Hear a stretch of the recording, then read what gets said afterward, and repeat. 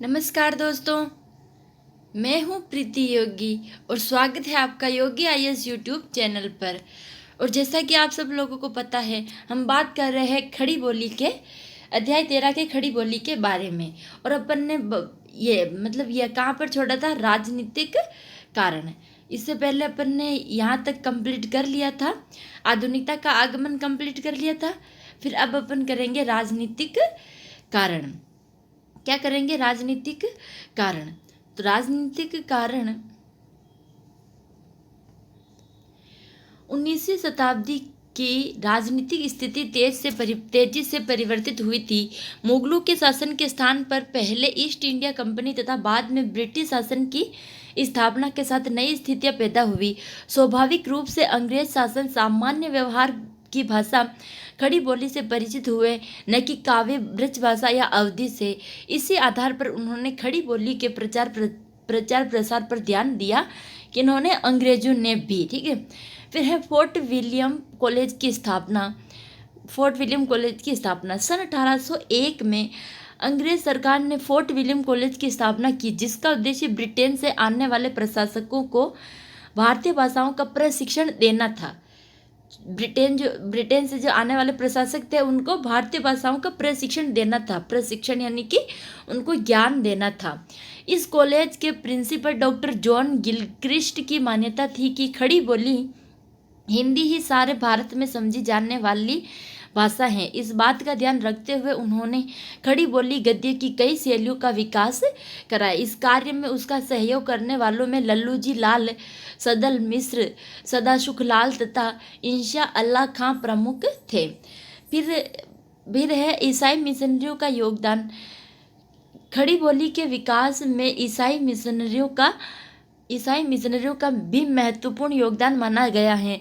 अंग्रेजी शासन की स्थापना के साथ ही यूरोप से मिशनरियों का आगमन आरंभ हुआ और उन्होंने ईसाई मत के प्रचार के लिए भारत की सामाजिक आर्थिक स्थितियों को अपने अत्यंत अनुकूल पाया। आरंभ में उन्होंने यह महसूस किया था कि फारसी प्रधान हिंदी भारत में सर्वाधिक प्रचलित है। जल्दी ही यह भ्रम दूर हो गया और 1811 ईस्वी में पोप चैम्बरलिन तथा पिकॉप के आगमन के बाद मिशनरियों के समक्ष यह निश्चित हो गया कि भारत में सर्वाधिक प्रचलित भाषा हिंदवी है। ईसाई प्रचारकों ने बाइबल के कुछ विशेष अंशों का सरल हिंदी अनुवाद कराकर छोटी छोटी पुस्तकों के रूप में उनका निःशुल्क वितरण किया। इससे देवनागरी लिपि तथा खड़ी बोली का व्यापक प्रचार प्रसार होने लगा। इस प्रक्रिया में हेनरी टॉमस कोलब्रुक ने हिंदी में बाइबल का सर्वप्रथम अनुवाद किया। इसके बाद तो हिंदी में अनुवाद का सिलसिला ही चल पड़ा। विलियम कैरे ने 5 खंडों में बाइबल का हिंदी रूपांतरण 1812 से 1818 ईस्वी के मध्य किया। किसने किया? विलियम कैरे ने। फिर है हेनरी मार्टिन ने न्यू टेस्टामेंट को 1817 ईस्वी में देवनागरी लिपि में प्रकाशित किया। 1817 ईस्वी में मार्टिन ने न्यू टेस्टामेंट को। फिर है सामाजिक सुधार आंदोलन। ईसाई मिशनरियों के प्रचार प्रसार के एक स्वाभाविक प्रतिक्रिया यह हुई कि कई भारतीय बुद्धिजीवी अपने अपने धर्म तथा समाज की सुरक्षा के लिए आगे आए। इनके लिए आवश्यक था कि ये ईसाई मिशनरियों के विचारों का खंडन करे तथा आम आदमी के मन में अपनी संस्कृति, अपने समाज तथा अपने धर्म के प्रति गहरी निष्ठा स्थापित करें।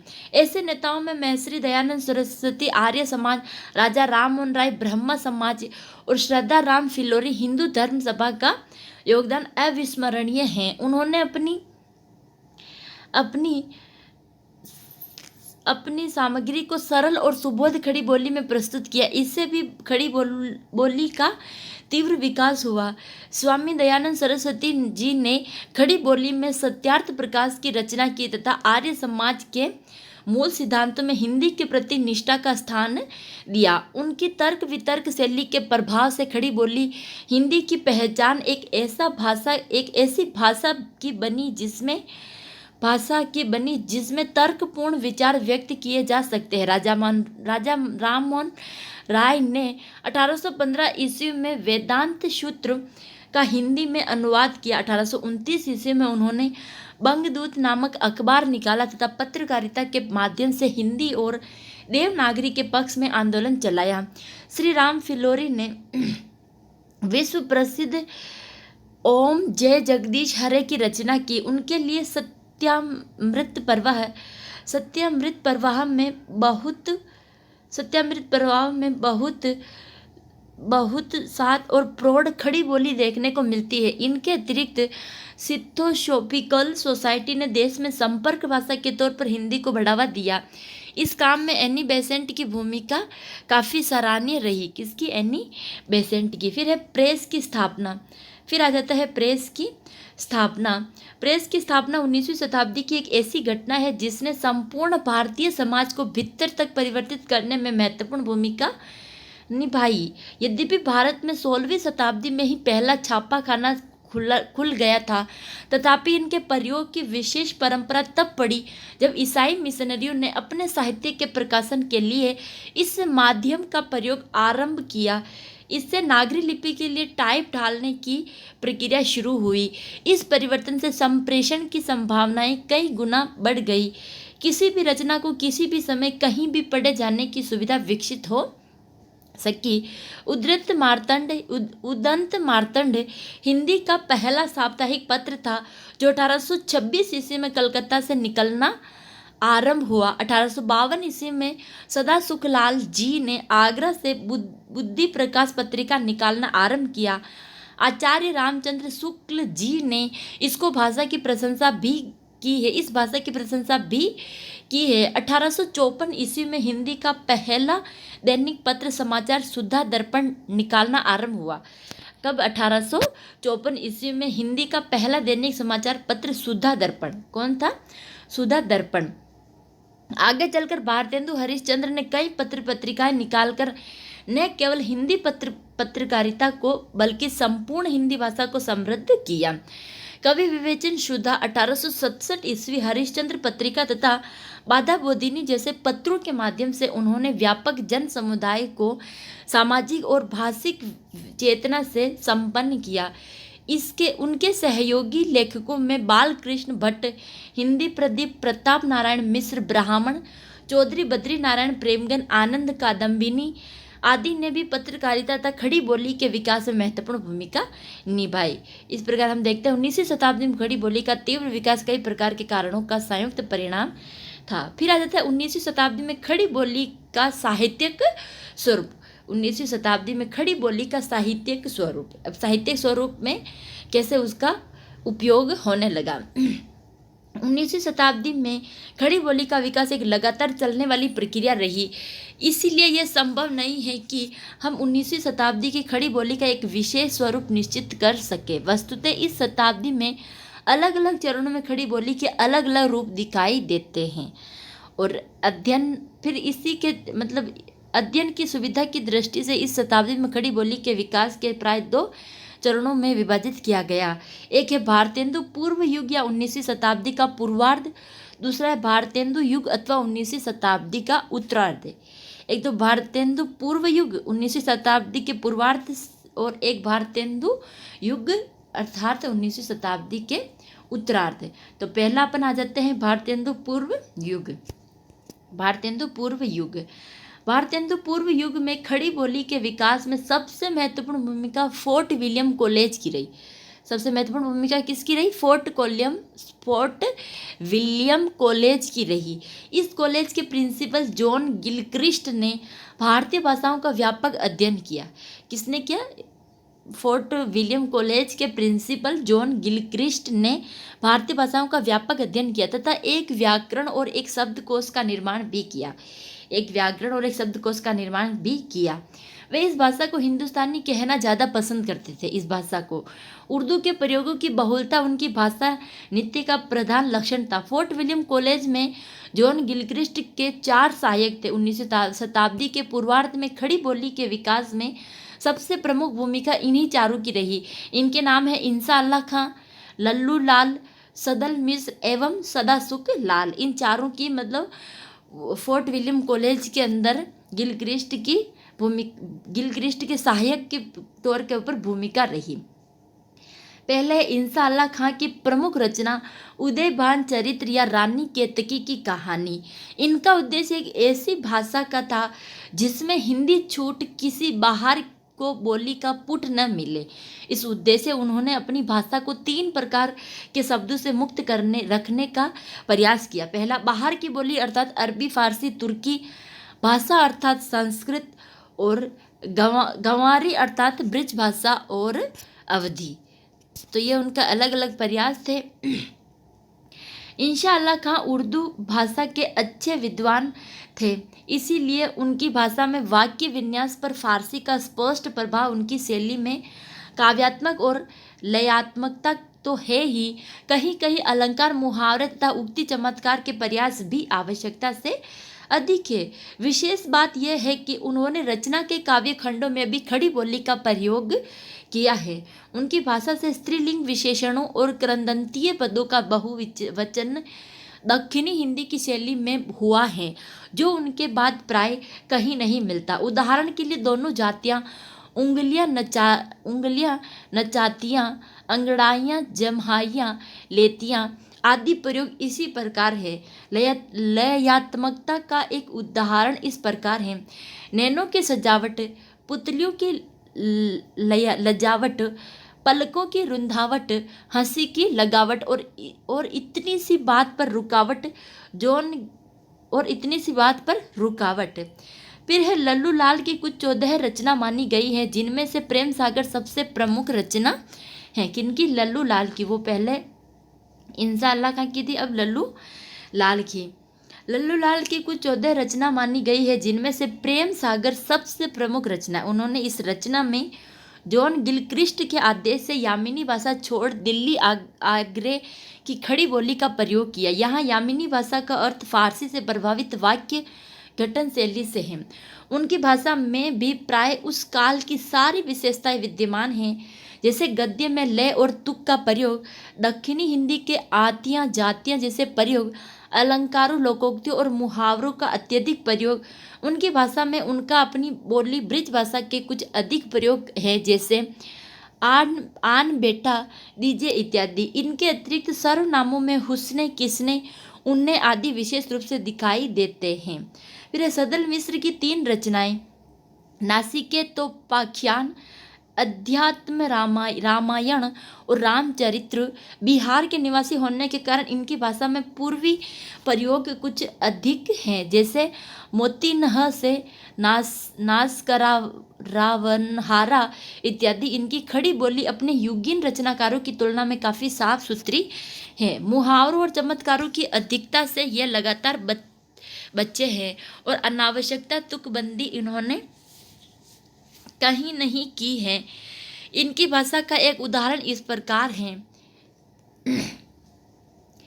एक दिन एक समय राजा जनमेज गंगा के तीर पर 12 बरस यज्ञ करने को रहे। तो ये इनकी भाषा है।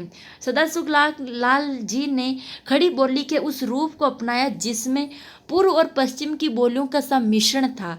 इनकी भाषा में प्रवाह काफ़ी अच्छा है, हालांकि कहीं कहीं इनकी भाषा ग्रामीण बोलियों से प्रभावित हुई है। इनकी भाषा का एक उदाहरण इस प्रकार है।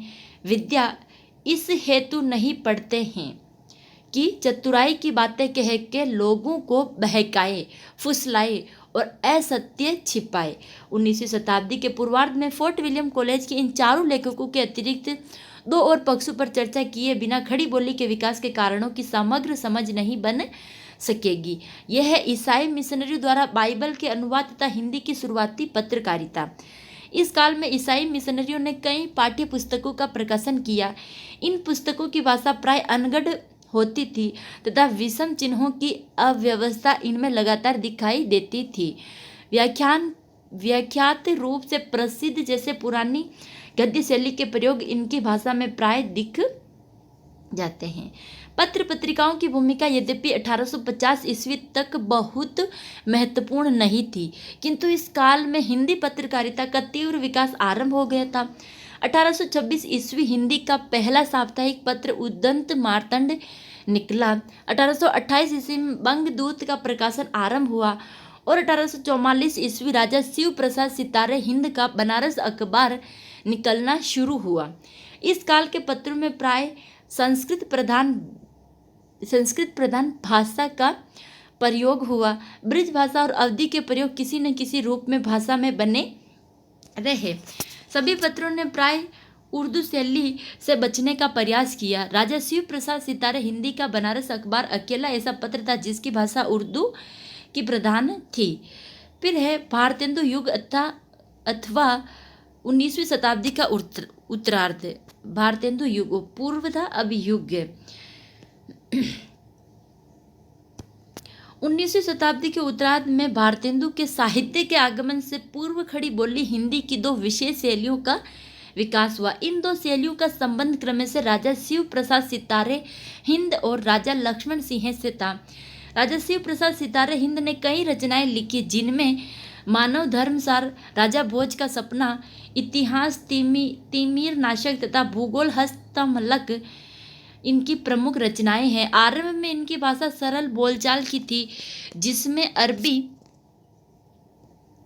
अरबी फारसी के वही शब्द आते थे जो सामान्य भाषा में घुल मिल चुके हो। मानव धर्मसार आदि रचनाओं की भाषा तो हर एक हद तक संस्कृत निष्ठ प्रतीत होती है। कालांतर में 1860 के बाद शिक्षा विभाग के अधिकारी बनने के बाद उनकी भाषा में उर्दूपन बढ़ता गया। उनकी रचना इतिहास, तिमिर नाशक की भाषा अरबी फारसी शब्दों से भरी हुई है।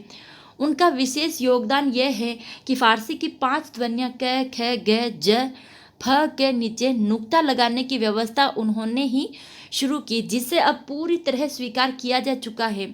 इनकी भाषा व्याकरणिक दृष्टि से सरल और व्यवस्थित है, हालांकि कहीं कहीं इसमें वृत्तनी की द्विरूपता दिखाई देती है, जैसे सकता और शक्ता, उसका और उसका, उन्नन और उन्ने इत्यादि। राजा शिव प्रसाद की शैलियों का ही संतुलित अनुकरण सामाजिक यथार्थवादी लेखकों जैसे प्रेमचंद, सुदर्शन, यशपाल और अश्क आदि ने किया है तथा पर्याप्त सफलता भी अर्जित की है। राजा लक्ष्मण सिंह का दृष्टिकोण राजा शिव प्रसाद के दृष्टिकोण का ठीक विरोधी था। ये उर्दू को मुसलमानों की बोली मानते थे और ऐसी भाषा का प्रयोग करना चाहते थे जिसमें उर्दूपन एकदम न हो। रघुवंश नाटक के गद्यानुवाद की भूमिका में उन्होंने लिखा, हमारे मत में हिंदी और उर्दू दो बोली न्यारी न्यारी है। हिंदी इस देश के हिंदू बोलते हैं और उर्दू यहाँ के मुसलमान और फारसी पढ़े हुए हिंदू की बोलचाल हैं। हिंदी में संस्कृत के पद बहुत आते हैं, उर्दू में अरबी फारसी के। राजा लक्ष्मण सिंह ने शकुंतला नाटक और मेघदूत के अनुवाद में ऐसी ही भाषा का प्रयोग किया। ये खड़ी बोली की वही शैली है जिसका प्रयोग आगे चलकर स्वामी दयानंद सरस्वती, अंबिका दत्त व्यास, जयशंकर प्रसाद आदि रचनाकारों ने किया है। 19वीं शताब्दी के उत्तरार्ध में खड़ी बोली के विकास से संबंधित सबसे महत्वपूर्ण घटना भारतेंदु हरिश्चंद्र का साहित्य के क्षेत्र में आगमन है। भारतेंदु ने न केवल स्वयं अनेक रचनाओं का प्रणयन किया बल्कि एक व्यापक साहित्यिक वातावरण में भी पैदा किया, जिसके परिणाम स्वरूप उनके सहयोगी लेखकों का एक पूरा समूह भारतेंदु मंडल के नाम से तैयार हुआ। इस मंडल के बालकृष्ण भट्ट, प्रताप नारायण मिश्र और चौधरी बद्री नारायण प्रेमगन आदि विद्वानों ने खड़ी बोली के विकास में महत्वपूर्ण भूमिका निभाई। भारतेंदु हरिश्चंद्र ने नाटक, आलोचना, कहानी, निबंध और उपन्यास जैसी विधाओं के साथ साथ पत्रकारिता के क्षेत्र में भी कई साहित्यिक और भाषिक प्रयोग किए। इनकी पद्य की भाषा प्राय ब्रज भाषा रही, जो अंतिम समय में कहीं कहीं खड़ी बोली के रूप में सामने आती हैं, जैसे दुनिया में हाथ पैर हिलाना नहीं अच्छा, मर जाना पे उठ के कहीं जाना नहीं अच्छा। सामान्यतः भारतेंदु पद्य भाषा के तौर पर खड़ी बोली के विरोधी थे। उन्हें सिखाई थी कि खड़ी बोली में वह लालित्य तथा समास गुण नहीं है जो काव्य रचना के लिए महत्वपूर्ण है। एक स्थान पर वे कहते भी हैं, मैंने कई बार परिश्रम किया कि खड़ी बोली में कुछ कविता बनाऊं, पर चित्तानुसार नहीं बनी। कौन? भारतेंदु मतलब कि वो खड़ी बोली भाषा के विरोधी थे भारतेंदु। वो इन कविता वगैरह नहीं बना पाते थे, पर फिर भी उन्होंने बनाई थी। ब्रज भाषा में भी कविता करना उत्तम होता है। उनकी गद्य की भाषा आरंभ में ब्रज भाषा मिश्रित खड़ी बोली थी, ब्रज भाषा मिश्रित खड़ी बोली थी गद्य के अंदर, जो धीरे धीरे व्यवहारिक खड़ी बोली बनती गई। उन्होंने राजा शिव प्रसाद सितारे हिंद तथा राजा लक्ष्मण सिंह की शैलियों के मध्य संतुलन साधने का प्रयास किया, ताकि भाषा सहज और प्रवाहमयी हो सके। उसमें न तो पंडिताऊपन और न ही मौलवी शैली की दुरूहता। उनके साहित्य में सभी तरह की शैलियाँ किसी न किसी अनुपात में मिल जाती है, लेकिन उनका मूल उद्देश्य खड़ी बोली को सहज और प्रचलित बोली के रूप में ही स्थापित करना था। इसी भाषा के संबंध में अपनी हरिश्चंद्र मैगजीन की शुरुआत पर उन्होंने कहा, हिंदी नए चाल में ढली 1873 में उनकी ये आदर्श भाषा उनके साहित्य के अंतिम 4-5 वर्षों में देखी जा सकती है। इसी भाषा को देखकर आचार्य शुल्क ने लिखा, जब भारतेंदु अपनी मंजी हुई परिष्कृत भाषा सामने लाए तो हिंदी बोलने वाली जनता को गद्य के लिए खड़ी बोली का प्राकृत साहित्यिक रूप मिल गया और भाषा के स्वरूप का प्रश्न न रह गया, भाषा का स्वरूप स्थिर हो गया। भारतेंदु युग के दूसरे प्रमुख रचनाकार प्रताप नारायण मिश्र हैं।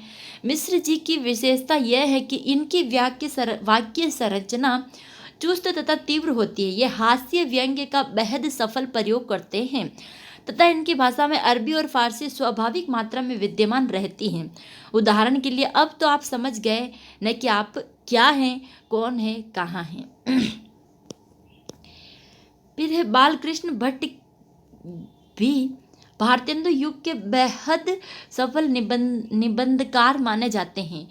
इनके मासिक पत्र का नाम हिंदी प्रदीप है। इनकी भाषा की विशेषता यह है कि इनमें संस्कृत निष्ठा की प्रवृत्ति काफ़ी अधिक मात्रा में विद्यमान है। शुद्ध हिंदी के पक्षधर होने के बावजूद ऐसा नहीं कि यह अंग्रेजी तथा लोक भाषा से दूर भागते हैं। जहाँ जितना आवश्यक हुआ उन शब्दों का भी इन्होंने प्रयोग किया है। इनकी भाषा का एक उदाहरण इस प्रकार है, जो हम काशी पत्रिका के समान उर्दू हिंदी को एक ही समझे तो हो ही नहीं सकता। भारतेंदु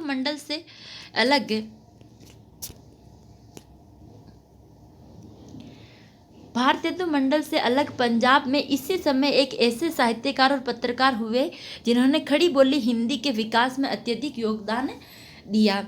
यह है पंडित श्रद्धा राम फिलोरी। इन्होंने ओम जय जगदीश हरे आरती की रचना उस समय की जब खड़ी बोली को काव्य भाषा के रूप में अस्वीकार करने की मुहिम कुछ लोग चला रहे थे। इन्होंने इस आरती के माध्यम से खड़ी बोली को अभूतपूर्व प्रतिष्ठा प्रदान की।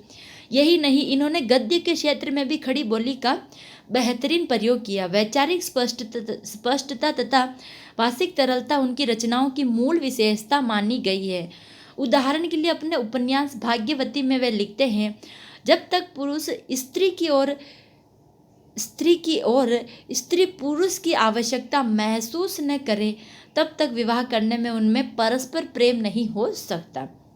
जब तक पुरुष स्वयं स्त्री की और स्त्री पुरुष की आवश्यकता महसूस न करे तब तक विवाह करने में उनमें परस्पर प्रेम नहीं हो सकता है। फिर उपरोक्त रचनाकारों के अतिरिक्त ईसाई मिशनरियां और पत्रकारों की भूमिका 19वीं शताब्दी के उत्तरार्ध में भी बनी रही। पत्रकारिता के प्रतिनिधियों के रूप में भारतेंदु, बालकृष्ण भट्ट और प्रताप नारायण मिश्र आदि विद्वानों के योगदान की चर्चा अभी हमने की है। मिशनरियों की भूमिका लगभग वैसी ही रही जैसी 1850 ईस्वी से पहले थी। इस प्रकार हम देखते हैं कि 19वीं शताब्दी में खड़ी बोली ने एक सामान्य बोली के रूप में अपनी विकास यात्रा आरंभ की, किंतु इस सदी के अंत तक ये सर्वाधिक प्रचलित भाषा के रूप में पहुंच गई। यह अवश्य है कि 19वीं शताब्दी के अंत तक इसका कोई निश्चित रूप स्थित नहीं हो सका था और इसमें शब्दों की अनेक रूपता के साथ साथ व्याकरणिक अनियमितताएं भी काफ़ी मात्रा में बनी रही, जैसे मर्याद कार्य वायु परिणाम जैसी वर्तनीगत अनियमितताएं, अप्सरों बुरा वायु, राजों के महल इनका मृत्यु 21 तोप की सलामी जैसे संज्ञा, लिंग तथा वचन संबंधी दोष हमें उसको 21 जैसे सरनाम काम करता हूँ सकता लीजिए सुने में मुझे मारने चाहती है जैसे क्रिया संबंधी प्रयोग। कुल मिलाकर यह कहा जा सकता है कि 19वीं शताब्दी में खड़ी बोली ने विकास के बहुआयामी चरण पार किए हैं। जिस गति और तीव्रता के साथ इसका विकास बोली से भाषा के रूप में हुआ है। फिर आ जाते हैं 20वीं शताब्दी में पद्य की भाषा के रूप में खड़ी बोली का विकास। पहले 19वीं शताब्दी था, अब 20वीं शताब्दी। 19वीं शताब्दी के अंत तक खड़ी बोली गद्य की भाषा तो बन गई थी, किंतु कविता की भाषा के रूप में वह सफलता अर्जित नहीं कर सकी थी। 19वीं शताब्दी के अंत तक गद्य की भाषा तो बन गई थी, किंतु कविता की भाषा के रूप में वह सफलता हासिल नहीं कर सकी। स्वयं भारतेंदु जी ने लिखा था, मैंने कई बार परिश्रम किया कि खड़ी बोली में कुछ कविता बनाऊं, पर मेरे चित्तानुसार नहीं बनी। इससे ये निश्चित होता है कि ब्रज भाषा में ही कविता करना उत्तम होता है। भारतेंदु को शिकायत थी कि खड़ी बोली में काव्योचित, सरसता तथा समास गुण का अभाव है। कई अन्य साहित्यकारों और प्रताप नारायण मिश्र, बालकृष्ण भट्ट आदि ने भी माना कि खड़ी बोली में काव्योचित लालित्य का अभाव है। इसके बावजूद कुछ कवि खड़ी बोली में कविता लिखने का प्रयास करते रहे। स्वयं भारतेंदु जी ने खड़ी बोली में कुछ कविताएं लिखी, जैसे दुनिया में हाथ पैर हिलाना नहीं अच्छा, मालिकाना पे बैठ कहीं जाना नहीं अच्छा। सही है। फिर 20वीं शताब्दी के आरंभ में